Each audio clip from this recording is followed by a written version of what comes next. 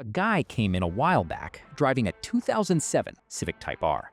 Nice car, well kept, about 90,000 miles on it. He wanted me to compare it against a mate's EP3, the one from 2001 to 2005. Same badge, same engine family, same Type-R DNA. And yet the moment I drove the FN2 back-to-back with the EP3, I understood immediately why Honda enthusiasts spent years acting like Honda had personally insulted them. Because in a way, they had. Welcome back to Honda Decoded. I'm Mike, 25 years in the trade, and I've seen every generation of Civic come through the workshop. The FN2 is one I have complicated feelings about. And I think once you understand the full story, you'll see exactly where Honda went wrong, why it matters, and whether one of these is actually worth buying today. Because here's the thing. The FN2 isn't a bad car. It's a perfectly competent hot hatch, but Honda had something genuinely special with the EP3. And instead of building on it, they made a series of decisions that undermined almost everything, that made that car great. And I'm gonna walk you through every one of them, day until the end, because there's a limited edition version of this story that almost nobody gets right. TA EP3. What Honda had to beat? Let's start with the car the FN2 had to follow. The EP3 Civic Type-R ran from 2001 to 2005, and it was powered by a K2A2 engine in European markets. A 2-liter, naturally aspirated inline-4 with Honda's IVT tech system, producing 197 horsepower at 7,400 RPM. The JDM version got a full K20A with higher lift cams, better pistons, and a remapped ECU pushing 212 horsepower. What made the EP3 special wasn't just the engine, it was how everything worked together. Up front, McPherson struts. Out back, a proper independent double wishbone rear suspension setup.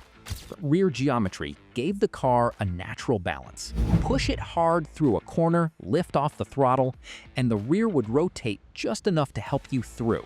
It wasn't frightening, it was communicative. The car was telling you exactly what the tires were doing at all times. Combined with a 6-speed, close-ratio gearbox and a torque-sensitive helical limited slip differential on JDM versions, the EP3 punched well above its weight on a road or a track day. The EP3 weighed in at roughly 1,130 kilograms.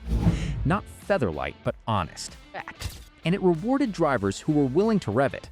The K20 family loves to rev, and the EP3's power band above 6,000 RPM is something that stays with you. Honda knew what they had. The question was whether the FN2 could carry that forward, if you're a Honda or Acura owner who wants real shop floor information, not magazine padding. Subscribe to Honda Decoded. Every video is built around what I've seen with my own hands. The magic seat mistake. How a fuel tank rhymed a Type-R. Here's where it starts to unravel. The FN2 was based on the 8th generation Civic platform, and that platform came with something Honda called the Magic Seat System. The concept was clever. Instead of putting the fuel tank under the rear seats like a conventional hatchback, Honda moved it under the front seats, freed up the floor behind the rear seats, and allowed the back seats to fold flat, creating a completely level boot floor. For a family hatchback, that's a genuinely useful feature. For a Type-R, it was a disaster, because the rear suspension had to work around that packaging change.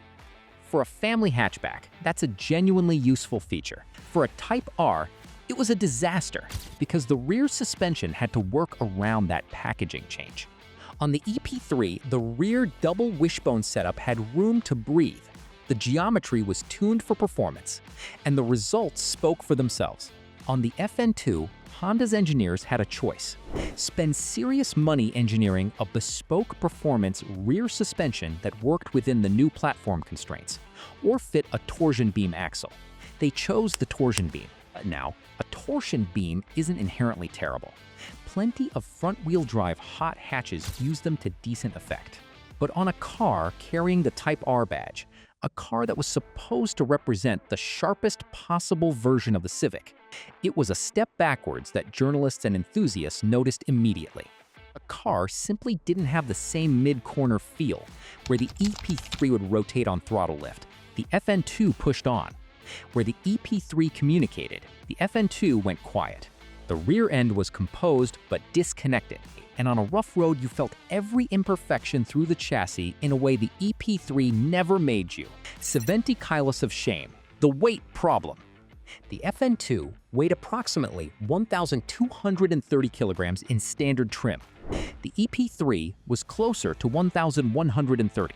That's roughly 100 extra pounds, nearly 70 kilograms more for a car that was supposed to be a driver's machine.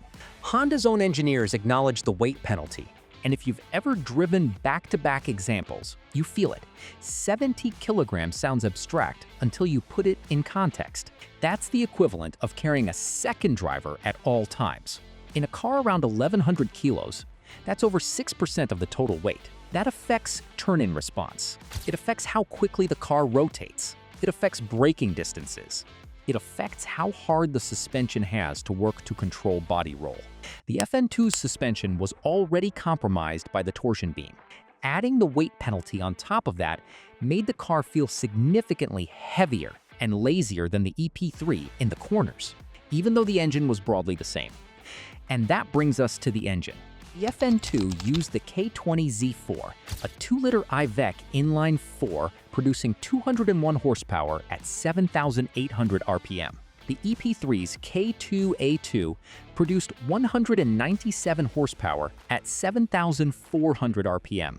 Honda had better intake manifold flow, a better flowing cylinder head, and a refined intake tract on the FN2's engine. All that work, and the result was 4 additional horsepower. 4.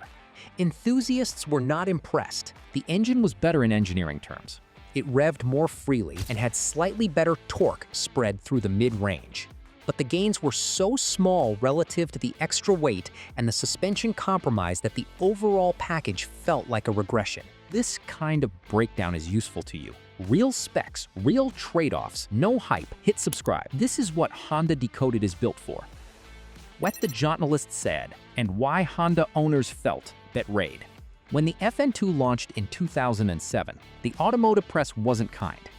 The consensus was consistent. The engine was good, the gearbox was good, but the car felt heavier and less involving than its predecessor. Evo magazine, Autocar, and a number of specialist publications all pointed to the rear suspension as the primary issue. The EP3 had been praised specifically for the way its rear end behaved under cornering load. The FN2's torsion beam setup produced predictable but uninspiring handling. More hot hatch, less Type-R. For Honda loyalists, this landed particularly hard.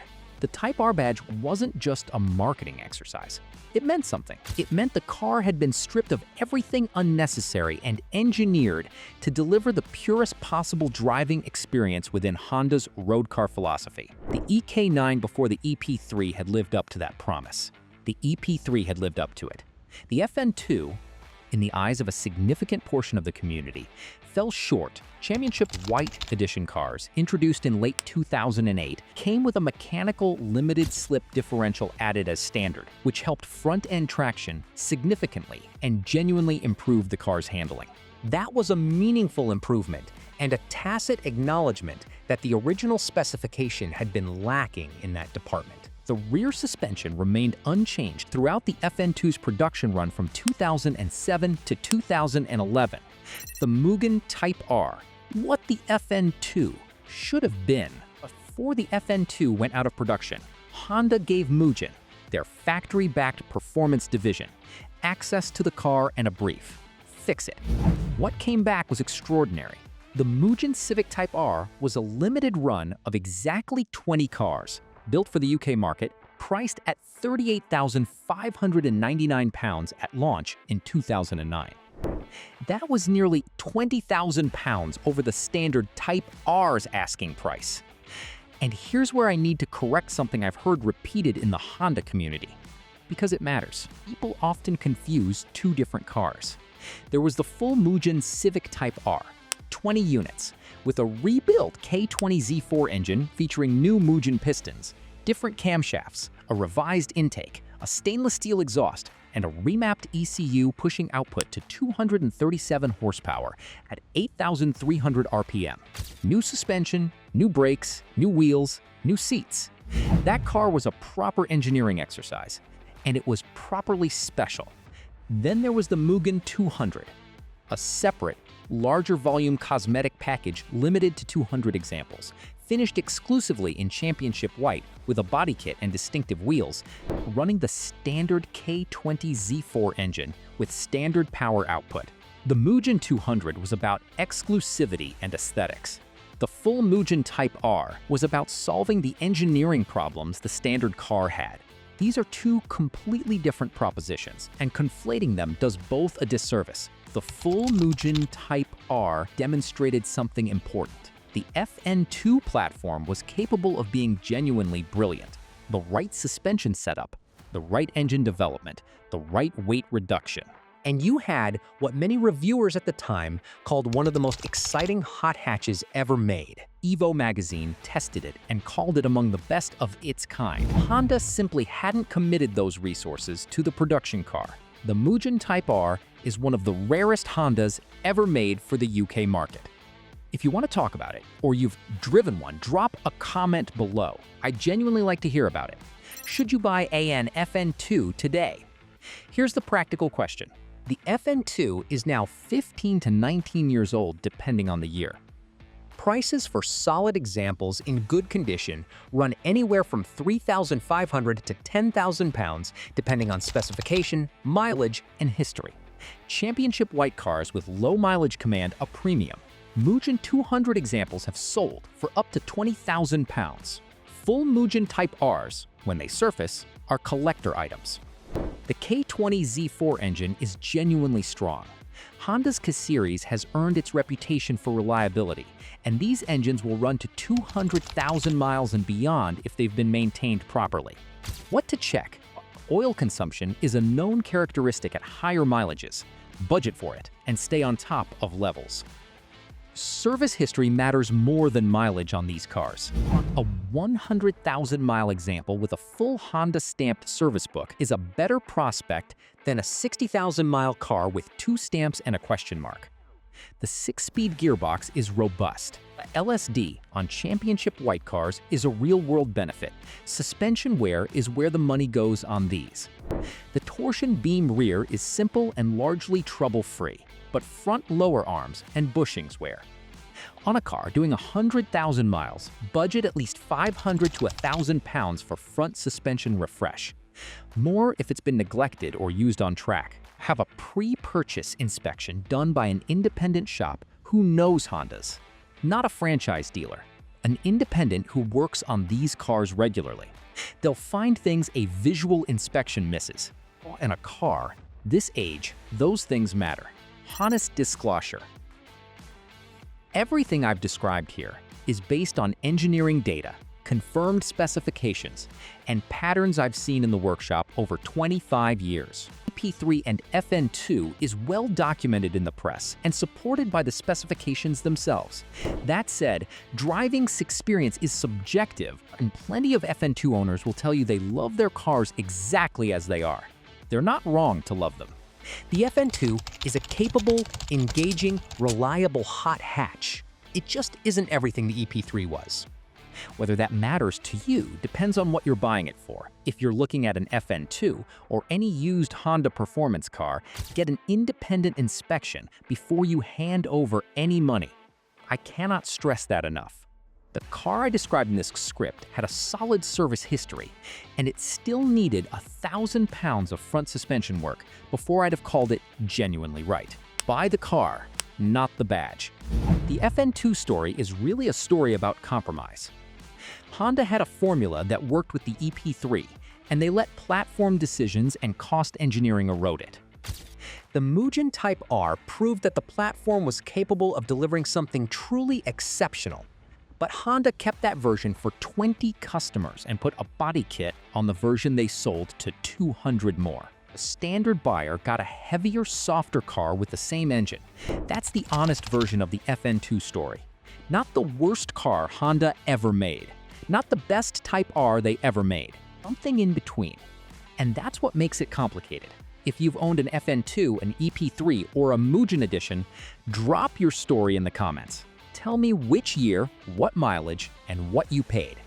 I read everyone. I'm Mike. Keep it honest, keep it maintained. Honda Decoded. Real information from a real shop.